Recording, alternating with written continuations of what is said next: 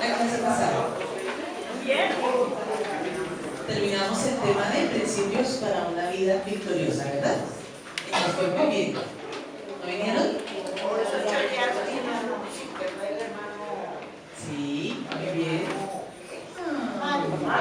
Bueno, recuerden que cuando por alguna razón no podemos estar en la clase, la podemos ver a través del canal que tenemos en YouTube. Eso se llama Ministerio Caja de Herramientas y allí aparece toda la información, ¿de acuerdo? Vamos a entrar a un tema muy bonito, pero primero quiero revisar su tarea. ¿Me muestran su tarea, por favor? Bien. ¿Tarea? Bueno, tarea. Muy bien, excelente. Por acá me faltan 3 tareas por ver. Una. La tarea. ¿Cuál era la tarea? Bien, traer la Biblia. No llegamos a estudio bíblico sin Biblia, ¿cierto? Muy bien. Vamos a iniciar un tema precioso que quizás nos va a requerir un poquito de tiempo, pero confiando en Dios, tiempo es lo que vamos a tener. Están charlando. Vamos a iniciar con el tema justamente de la Biblia. Quiero invitarlos un instante para que vayamos por favor a 2 de Timoteo, capítulo 3, verso 16 y 17. Toda la escritura es inspirada por Dios y es útil para enseñar, para reprender, para corregir, para instruir en justicia, a fin de que el hombre de Dios sea perfecto y equipado para toda buena obra. Entonces vamos a iniciar por ahí. Toda la escritura es inspirada por Dios.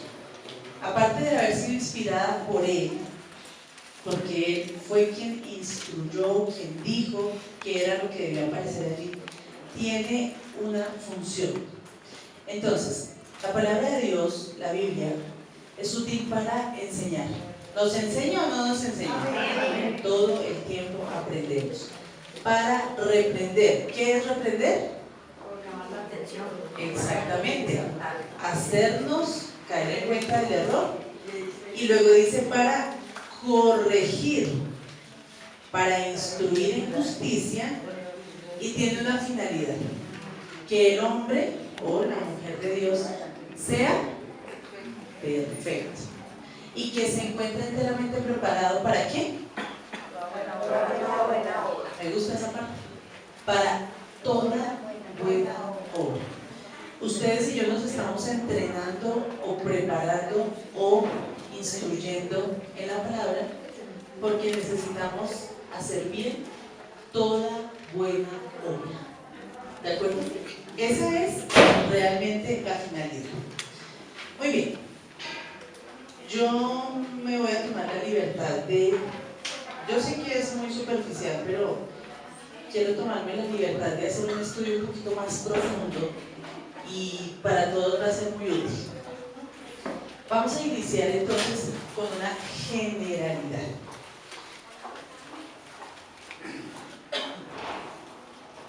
La Biblia es exactamente donde aparece la palabra de Dios. El propósito de esta clase básicamente es impartir un conocimiento general del Antiguo Testamento, de los temas y contenidos de algunos o varios de sus libros y tener en cuenta su valor histórico y el significado de su mensaje espiritual. Nosotros quizás alguna vez nos preguntamos por qué las escuelas no arrancan explicando justamente acerca de la Biblia. Porque debemos arrancar hablando por la salvación. Cuando ya tenemos claridad de la esencia de la palabra, allí sí vamos a empezar a hacer el estudio. El personaje, si me permite la expresión, el personaje principal de la Biblia es Cristo y la obra principal es la redención. Toda la Biblia se trata de Cristo y la redención. Entonces vamos a hablar básicamente de qué es la palabra. Entonces ya dije qué es la Biblia. Ya dijimos que la Biblia es la palabra de Dios, y se divide en dos: Antiguo Testamento y Nuevo Testamento, también llamado Antiguo Pacto y Nuevo Pacto. Les voy a dar unos versos y ustedes muy amablemente los van a buscar en su Biblia, porque hoy vamos a hacer la clase entre todos y yo no alcanzaría a ir buscando y leerlos todos. ¿Listo? ¿Qué vamos a hablar en primer momento? La Biblia entendida como la palabra de Dios. Vamos a dar 5 características por las cuales la Biblia es entendida en su totalidad como la palabra de Dios. Primera característica, Mateo 24:35. El cielo y la tierra pasarán, pero mis palabras no pasarán. Primera característica, la palabra de Dios es indestructible. ¿De acuerdo? ¿Dónde lo dice? Mateo 24:35. Todo pasará, el cielo, la tierra, mas la palabra de Dios no pasará. Entonces, primera característica, indestructible. Segunda característica, primera de Pedro 1:23 al 25. Siendo renacidos no de simiente corruptible, sino de incorruptible, por la palabra de Dios que vive y permanece para siempre, porque toda carne es como hierba y toda la gloria del hombre como es flor de las hierbas. La hierba se seca y la flor se cae, mas la palabra del Señor permanece para siempre. Y esta es la palabra que por el Evangelio os ha sido anunciada. Amén. Amén. Segunda característica, es incorruptible. No se corrompe, no se daña, no se marchita. Primera, indestructible. Segunda, incorruptible. Tercera, Deuteronomio 8:3.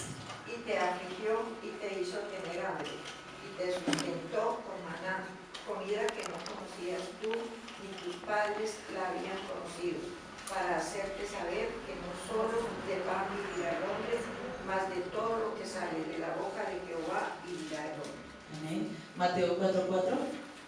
Él respondió y dijo: escrito está, no solo de pan vivirá el hombre, sino de toda palabra que sale de la boca de Dios. Bien. Job 23:12. Del mandamiento de sus labios nunca me separé. Guardé las palabras de su boca más que mi comida.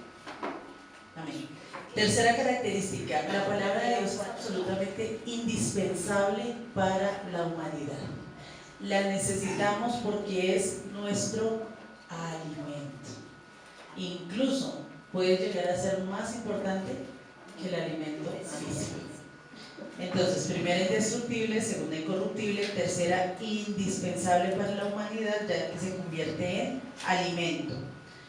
Cuarta característica, Mateo 5:18. Porque de cierto os digo que hasta que pase el cielo y la tierra, ni una jota ni una tilde pasará de la ley, hasta que todo se haya cumplido. Amén. Es infalible. Infalible es que no falla. Además, viene de parte de nuestra autoridad suprema, que es de parte de Dios. Y si Dios dijo que no dejará de cumplirse ni una coma, es porque ni una coma va a dejar de cumplirse. Muy bien, infalible. Número 5, Salmos 92:5. Muy grandes son tus obras, Señor, y muy profundos tus pensamientos. Amén. Inexhaustible, ¿qué es eso? Que tiene mucho conocimiento, pero nadie tiene la capacidad de tenerlo todo más que Dios. La Biblia nos enseña absolutamente de todo. Inexhaustible. Tiene mucho conocimiento, pero nadie, ninguno de nosotros, tiene la capacidad de tenerlo todo. Entonces, 5 características por las cuales comprendemos que la Biblia es la palabra de Dios: indestructible, incorruptible, indispensable para la humanidad, infalible, inexhaustible. Continuamos entonces con el personaje principal y la razón principal de la Biblia. Dijimos que el personaje principal es Cristo. Muy bien. Y la obra principal es redención. Perfecto, muy bien. Vamos entonces con ¿qué es la redención? Para ello vamos a leer Primera de Juan, capítulo 4, verso 9. Dice, en esto se mostró el amor de Dios para con nosotros, en que Dios envió a su Hijo unigénito al mundo para que vivamos por Él. En esto consiste el amor, no en que nosotros hayamos amado a Dios, sino en que Él nos amó a nosotros y envió a su Hijo en propiciación por nuestros pecados. Amén.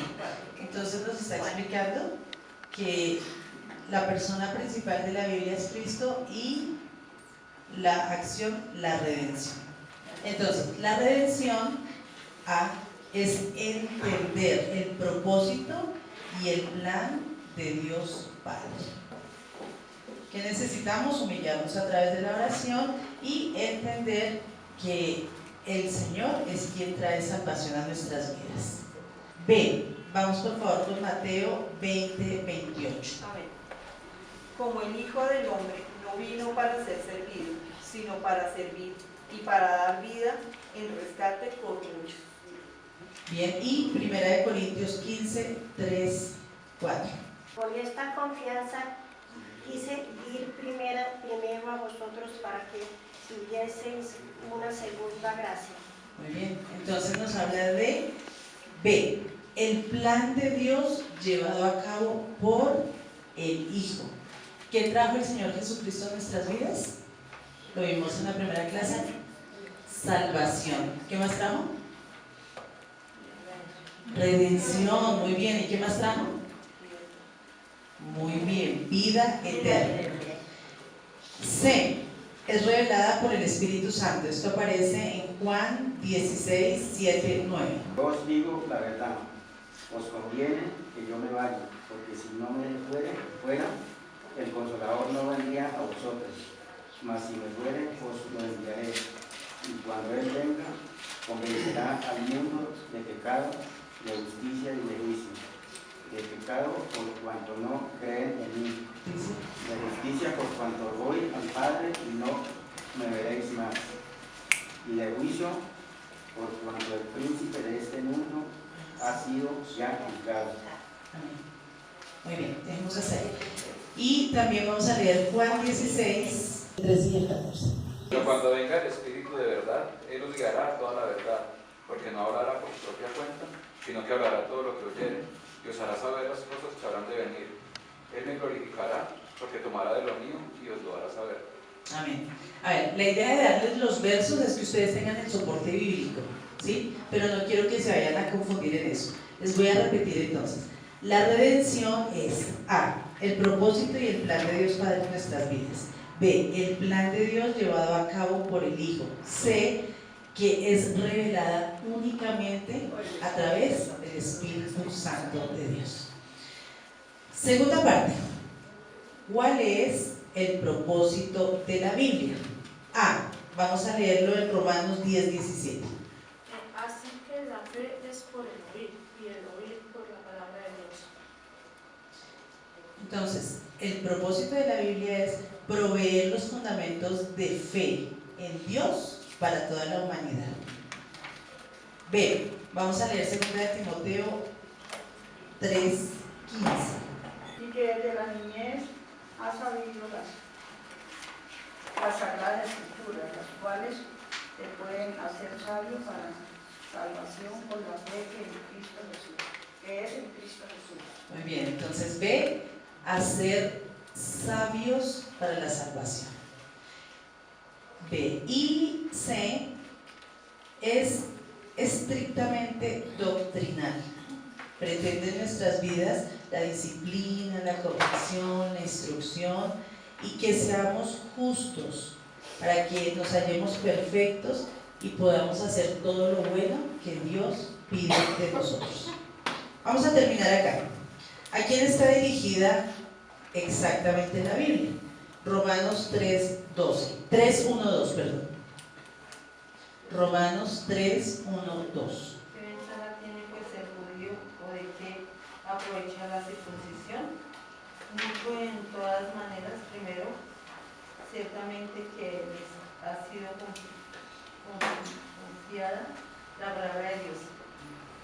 Muy bien, Romanos 9, 4, 5. Que son israelitas, de los cuales son la adopción, la gloria, el pacto, la promulgación de quienes de la ley, el culto, las promesas, de quienes son los patriarcas y de los cuales según la carne vino Cristo, el cual es Dios sobre todas las cosas, bendito por los siglos. Amén.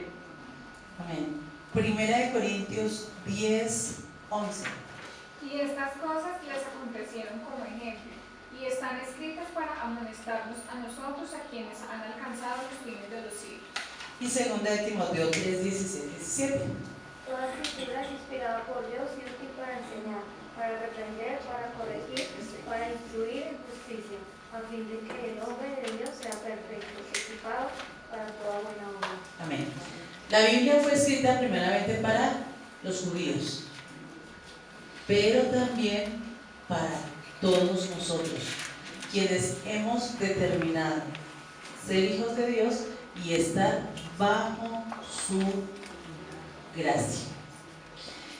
Muy bien, eso era solamente una generalidad para saber por qué vamos a hacer un pequeñísimo estudio acerca de la palabra. De pronto lo básico lo sabemos todos: Antiguo Testamento, Nuevo Testamento, se divide en libros, en capítulos, en versículos, pero quiero que en esta clase hagamos un poquitico de énfasis en eso que seguramente no hemos hecho. Quiero contarles entonces cómo está estructurada y voy a hacer como un repaso de todos los libros, desde Génesis hasta Apocalipsis. Esto no lo vamos a terminar en 2 clases, sobre todo porque el tema es extenso y el tiempo a veces es corto, pero sí vamos a hacer un buen trabajo. No voy a poder dictarles, ustedes toman como lo más importante que puedan tomar de los apuntes y en todo caso van a estar muy atentos. Las generalidades, para que sí ya todas las conocemos, ¿cierto? ¿Quién no sabe qué es un capítulo? ¿No? ¿Todos? ¿Bien? ¿Un versículo? ¿Cierto? Como eso es como una generalidad, pues no vamos a ahondar en ello, pero sí vamos a hacer un estudio un poquitico más profundo. Vamos a hablar de las dispensaciones o periodos de la Biblia desde el Génesis hasta el Apocalipsis. Estos periodos están marcados por los cambios que Dios ha hecho en sus diferentes métodos de tratar con el hombre, especialmente con respecto al pecado y la relación que el hombre debe tener con Dios. ¿Qué es dispensación? Dispensación se entiende como un tiempo o periodo de. En el Antiguo Testamento se está bajo la dispensación de la ley. Me explico. Todo era ley. Tiene que hacer, tiene que cumplir, tiene que obligatoriamente. Luego, en el Nuevo Testamento estamos bajo la dispensación de la gracia, del amor, del favor y la misericordia de Dios. Entendido entonces que esto es la dispensación, vamos a hacer unas clasificaciones. La clasificación número 1, el periodo de la inocencia, que está en los primeros 3 capítulos de Génesis. Luego, el periodo de la búsqueda de Dios por parte de los hombres a través de sus obras, es decir, era más importante la ley. Esto lo encontramos en Génesis desde el capítulo 3 hacia adelante. Encontramos al final el periodo de la gracia o periodo de la revelación total del amor de Dios a través de Cristo y su obra redentora, que es básicamente de lo que nos habla el Nuevo Testamento. No se me duerman. Clasificación 2. ¿Voy muy rápido? No, ahí vamos bien. Solamente estamos diciendo como qué es dispensación y en qué partes se habla de esa dispensación. O sea, la primera parte es el inicio, luego la ley y luego la gracia, no más. Segunda parte de la clasificación. De acuerdo con las autoridades bíblicas, también con eruditos que han estudiado la palabra, ellos nos dicen que podemos hablar de 7 dispensaciones o 7 tiempos diferentes. Número 1, el periodo de la inocencia, que va desde la creación del hombre hasta la caída del hombre por causa de su, muy bien, desobediencia. En esencia, el pecado que llevó al hombre a perder todo lo que tenía fue la desobediencia. Nos enseñaron mal cuando estábamos en el colegio pequeño, ¿no? Que nos dijeron que era por haberse comido lo que no era. No. El trasfondo real fue la desobediencia. Eso fue lo que hizo que se perdiera todo el periodo de la inocencia. Segundo, el periodo consciente, es decir, a raíz de la caída del hombre, ya el hombre entra en un periodo de conciencia de su pecado. Esto es desde el momento en que Adán y Eva caen hasta el diluvio, es decir, duran 1600 años aproximadamente, y bíblicamente lo encontramos en Génesis desde el capítulo 4 hasta el capítulo 8, que es cuando, pues no podemos sentarnos a leerla toda, ¿no? Pero yo creo que hemos hecho un estudio ahí como en casa, y entonces si nosotros recordamos es cuando Eva cae y también invita a su esposo y los dos caen y empieza a ocurrir el pecado sobre la humanidad. Luego Dios tiene misericordia y a través de, ¿quién fue el del arca? Ajá, muy bien. A través de Noé, él determinó establecer como un primer plan para que se salvaran los que querían estar allí. ¿Quiénes se salvaron? Noé, su esposa, sus hijos y sus nueras, de toda la humanidad, ¿cierto? Dios mismo se sintió triste porque ellos se habían apartado y habían empezado a hacer cosas indebidas, y por eso decidió hacer lo del diluvio. Pero bueno, ¿cuál es la buena noticia? Que hay un pacto allí. ¿Cuál es la señal de pacto que Dios estableció? El arco iris. Y dijo, nunca más volverá el diluvio sobre la tierra. Tercer periodo, el periodo del gobierno humano. Este va desde el llamado de Abraham hasta la salida del pueblo de Israel de Egipto con la dirección de Moisés. Muy bien. Fue un periodo de aproximadamente 430 años y lo encontramos a lo largo de el excedente de Génesis y todo el libro de Éxodo. ¿De acuerdo? Solo les estoy dando generalidades, todavía no estoy hablando de los libros. Luego, el periodo número 5, que es el de la dispensación de la ley. Este periodo lo encontramos desde Moisés hasta la primera venida de Jesús o nacimiento del Señor. Es un periodo aproximado de 1700 años y está desde Éxodo hasta el Nuevo Testamento. Más o menos eso es lo que los estudiosos dicen, pues de 1700 años aproximadamente. ¿No le parece que eso fue que sí. Incluso imagínense que entre Malaquías, que es el último libro del Antiguo Testamento, y el Nuevo Testamento hay un silencio de 400 años de parte de Dios. Hubo 400 años en que Dios no envió profetas, no envió nada, porque el pueblo que quería deleitarse en su pecado. Entonces el Señor les dijo, háganle. Pero ya seguramente estaba tan perdida la humanidad que tuvo misericordia y dijo, voy a enviar a mi propio hijo. Pero de eso vamos a hablar más adelante. Luego venimos al número 6, que es periodo de la gracia. Desde el nacimiento del Señor Jesús o su primera venida hasta la segunda venida. ¿Cuándo pasó la segunda venida? Ah, muy bien. Dije, claro, ¿qué tal? Es decir, que estamos en el periodo de la dispensación de la gracia, donde ya no es usted mató, entonces que lo maten, usted sacó un diente, que lo saque, usted sacó un ojo, que se lo saque, sino ya es la dispensación de la gracia, del perdón, del amor, de la misericordia. Y el número 7, que es el periodo del gobierno divino. desde la segunda venida del Señor, que no ha pasado, porque eso lo ha ocurrido ahora, hasta los últimos días. Esto es el juicio del gran trono blanco y será de aproximadamente 1000 años, según lo data la Escritura en el libro de Apocalipsis. Por eso se va a llamar el milenio. ¿Qué es lo que va a ocurrir en el milenio según los eruditos bíblicos? Me toca mirar la respuesta. Muy bien. En el milenio, Dios nos va a mostrar su plan perfecto. Nos va a decir, miren, así era que yo quería que funcionara. Van a ser 1000 años en los que la humanidad va a funcionar conforme Dios lo quiso establecer desde el Génesis. Antes que Adán y Eva cayeran por causa de la desobediencia. Eso va a pasar en el milenio. Espectacular, ¿verdad? Entonces estamos hablando de 7 periodos, 7 tiempos en los que creemos se desarrolla la historia de la humanidad, desde los comienzos hasta el milenio. En la iglesia infantil, cuando tuve el privilegio de estar allí, le llamábamos en una época la línea del tiempo.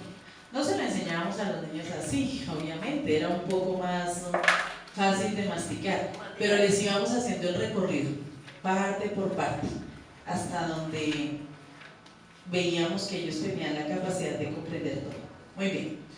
Respecto al canon, ¿qué es canon? ¿Esto es cultura general? No sé, yo estoy preguntando. No sé, les estoy preguntando.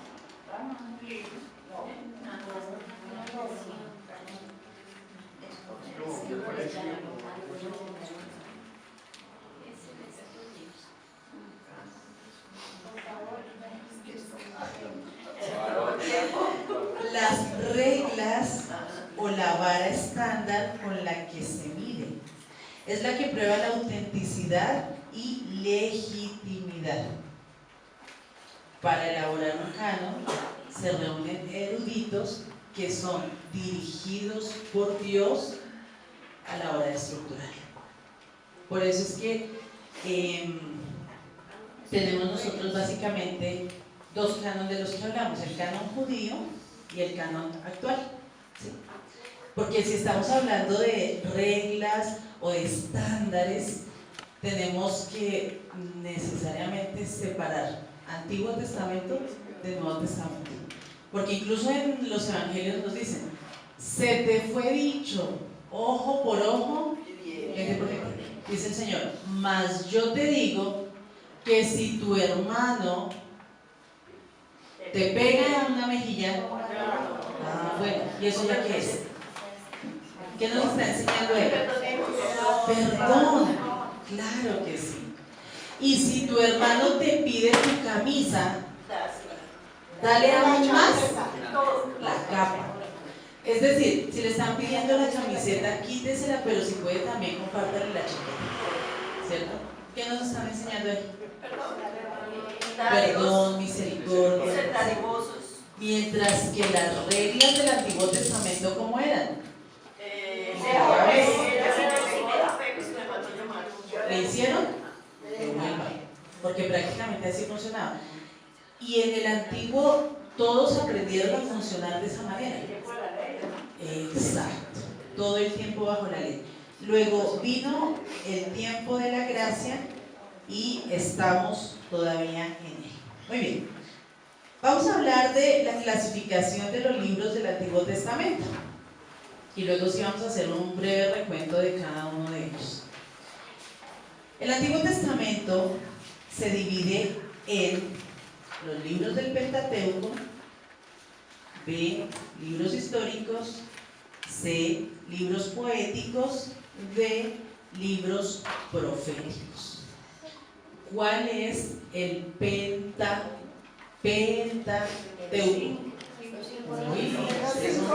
Muy bien. ¿Y cuáles son los que conforman el Pentateuco?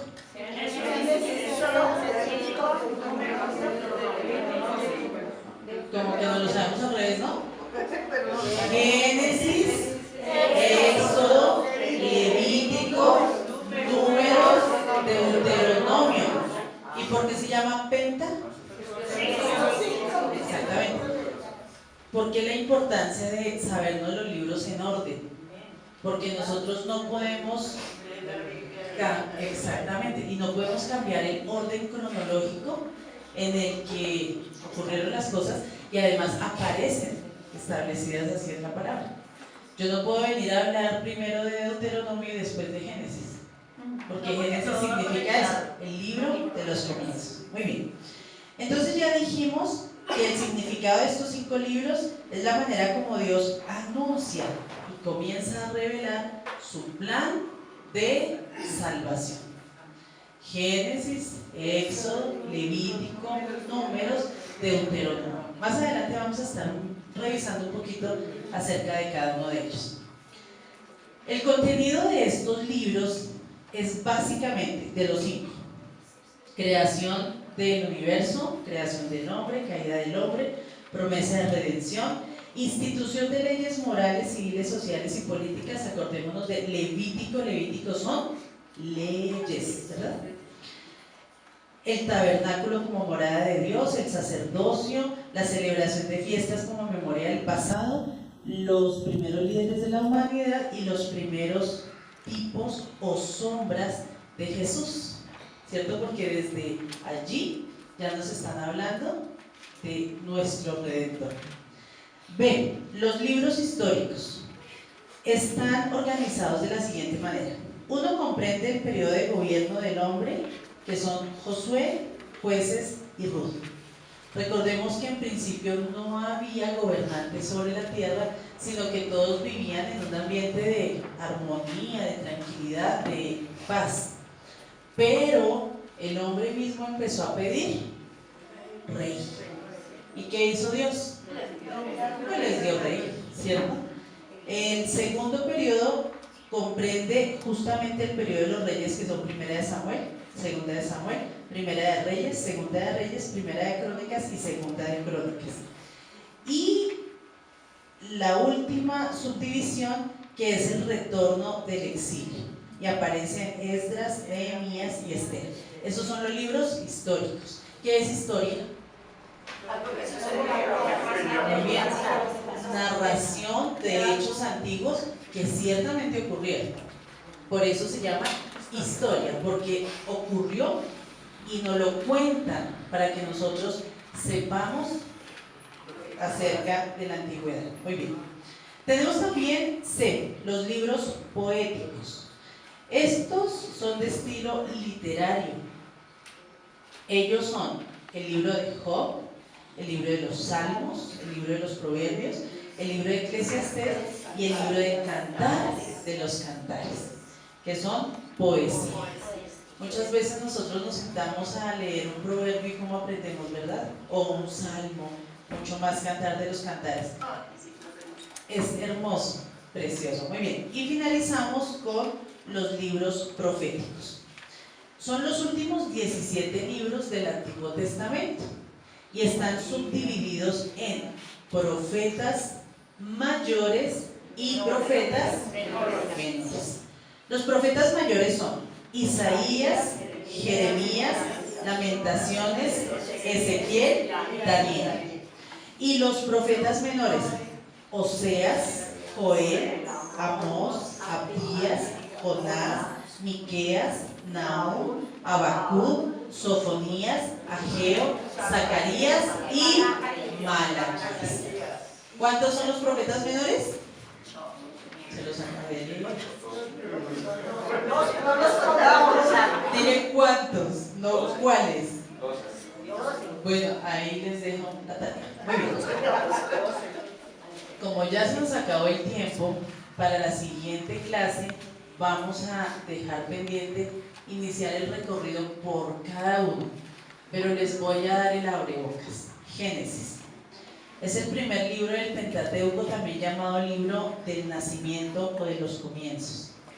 Es el libro de todo el principio o los orígenes y contiene el registro de la creación, personas y acontecimientos que ocurrieron por primera vez en la historia de la humanidad, y es el libro base o fundamento de toda la palabra de Dios.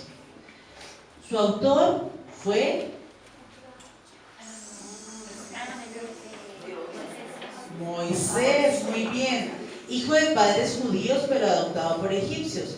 Vivió en Egipto sus primeros 40 años como hijo adoptivo de la hija del faraón.